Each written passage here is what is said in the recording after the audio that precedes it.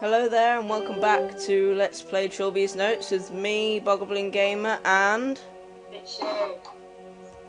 let's load. And last time we were on the roof and I had to play through half the game again because we lost our save file.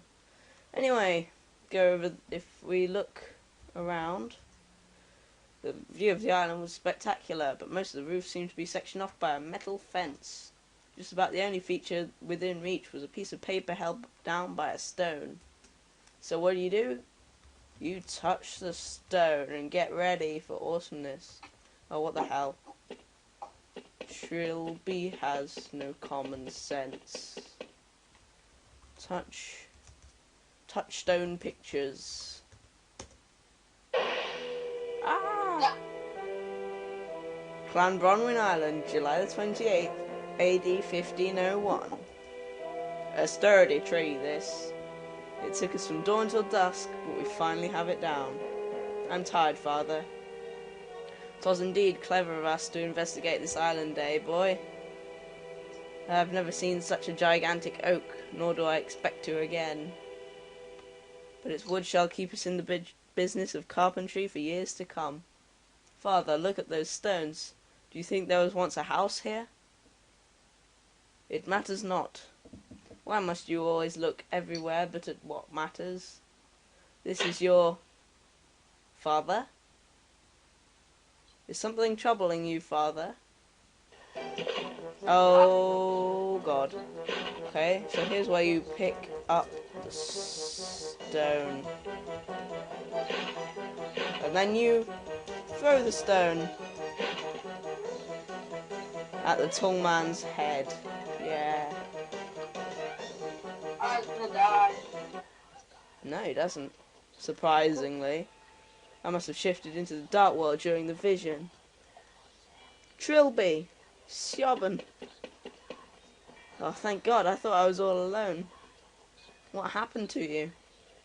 I don't know. After you knocked me out of my room, I woke up and everything was like this. The hotel's ruined, there's blood everywhere. I saw this horrible man.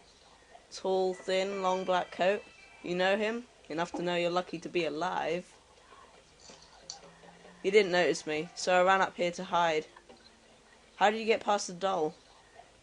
What doll? Trilby, what the hell is going on?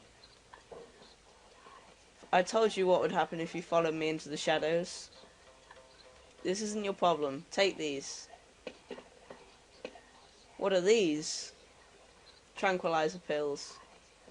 Take one. When you calm down, the hotel will go back to normal. Won't you need them? I don't need to run away anymore. Trilby, wait. Where are you going? I know enough now. I know where the wood came from. Perhaps I can find a way to end this. So I was right. The cursed wood came from Clan Bronwyn Island.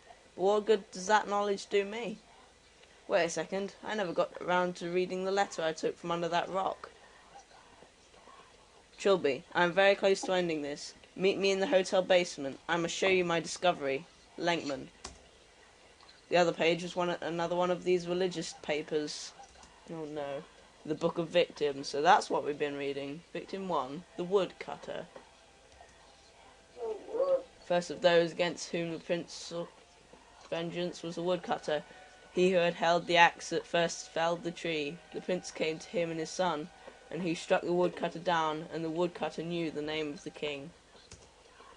And the prince turned to the woodcutter's son, and he said, You I shall let live, for you are young and are of the innocent, and that you may go among your people and tell them of what I will wrought.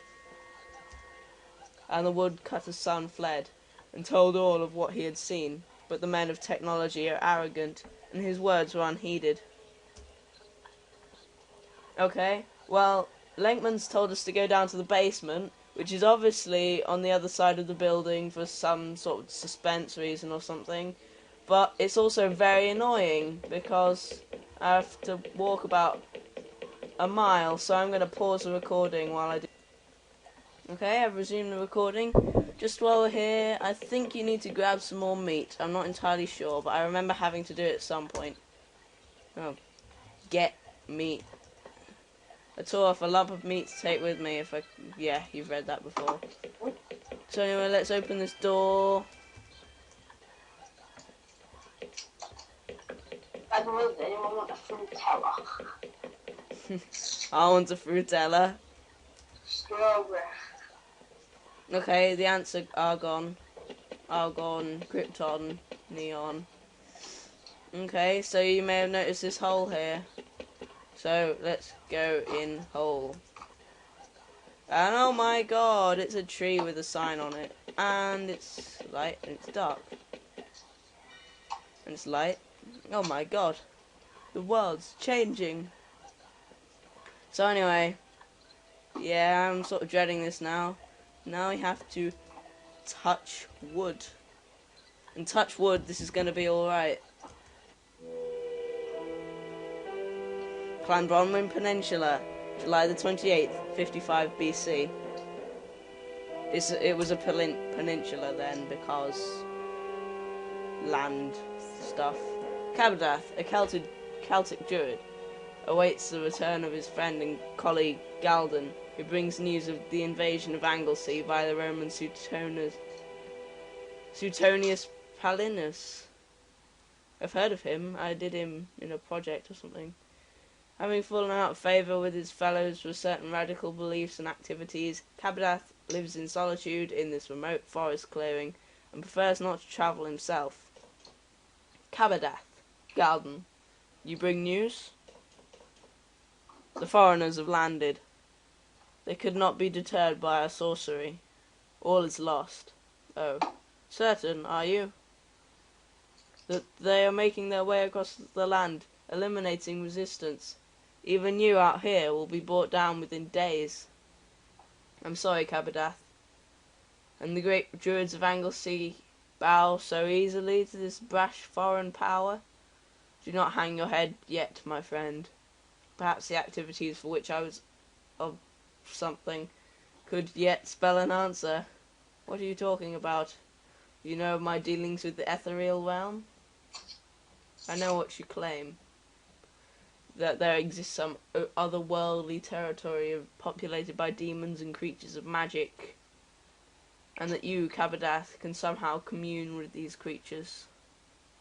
Come inside, and I shall explain. And notice something weird about that blood? Cabadath, what is this madness? In my dealings with the ethereal realm, I have learned of many powerful demons and elementals. But there is one spoken of only reluctantly, a beast possessing of awesome power.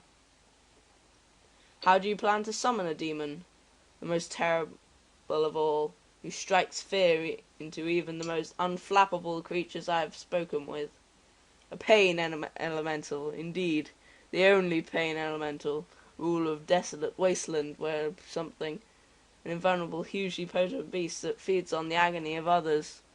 And today is his day. The day when the boundaries between the realms weaken and he glimpses our world.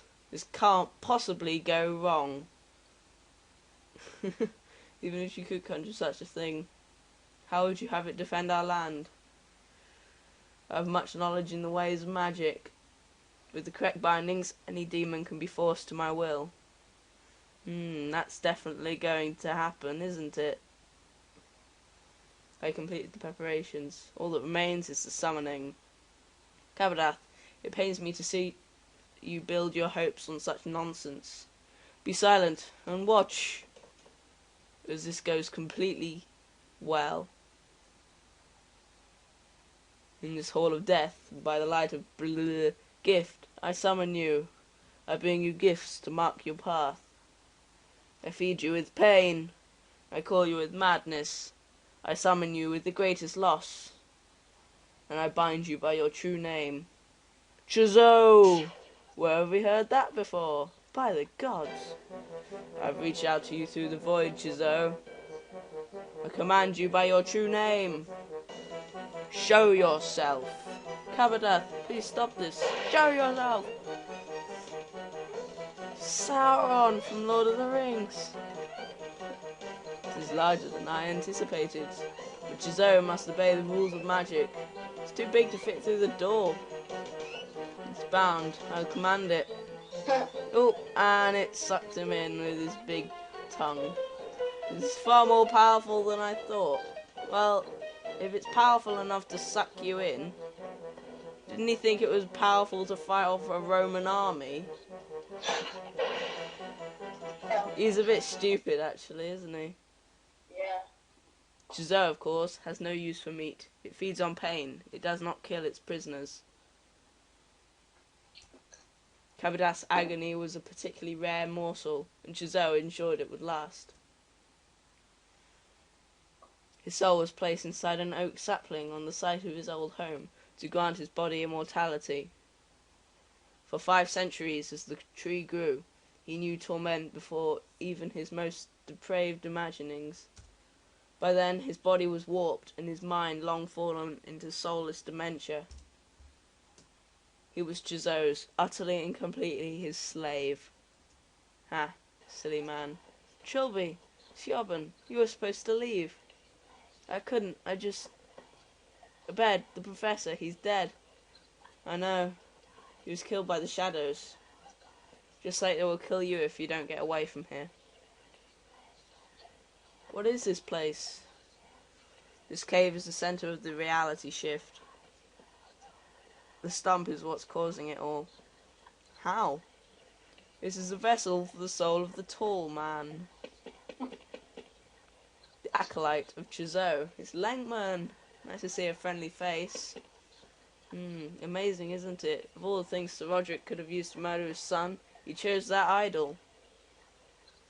Placing the soul of John Defoe into the wood alongside Kabadath's, infusing the poor retard with Chzo's magic, allowing him to come back infinitely more powerful than before. Certainly pretty lucky. Lucky? Chzo had to wait 2,000 years for that opportunity. The opportunity to blend magic and science in a single entity. The opportunity to create the bridge. What are you talking about? The bridge between the realms, over which Chzo will cross into our universe and purify mankind. Our order has waited 200 years for the prophecy to be fulfilled. You're not with the Ministry of Occultism. Who are you? 200 years ago, the prophet Jack Freehorn founded the Order of Blessed Agonies. Since then, we have grown and watched and waited. It was only in recent years that the events foretold in the Book of Chzo began to occur. It mentioned John Defoe, and it mentioned you. Me. You are the one prophesied to guide the Bridgekeeper to his destiny. But you didn't finish the job. All 3 aspects of John Defoe had to be destroyed to create the bridge. Body, mind, and soul. You only destroyed his body. His soul and mind remained. Had I known about this, I wouldn't even have done that. That will truly disappoint my superiors. They were quite adamant that I should try to persuade you to join our cause and fulfill your foretold duty. Is that why you were helping me? They thought if I guided you through your visions and showed you the appropriate passages from our holy books, you'd understand that the prophecy is real. So it was Lankman all along. You honestly believed I'd joined some insane cult just because you handed me some leaflets? Personally, no.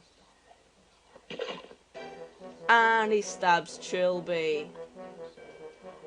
And we're stabbed for time, so I'll see you next time for the next episode of Trilby's Notes.